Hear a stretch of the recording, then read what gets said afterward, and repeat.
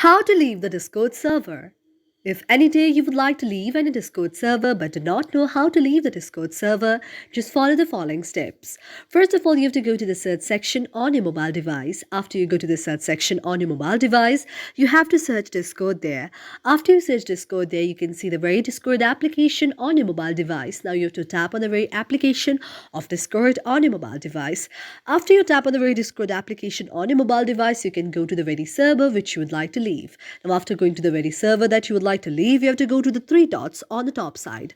After you go to the three dots on the top side, you can see the options of all of those things. Now you can go to the option of the settings there. After you tap on the very option of the settings, you can see all of those options here. Now you can also go to the option of the overview. When you tap on the option of the overview, you can see the option of delete the server. Now since this is my own server, here it has been shown the option of delete the server. So if it's your own server or the server you have created, you can directly go to the option of the delete server to leave the server. But however it's any server of the next person or any server created by the other people, you can directly go to the option of leave the server in the very option of the overview. Thank you for watching our video, and if you really like it, do not forget to subscribe our channel.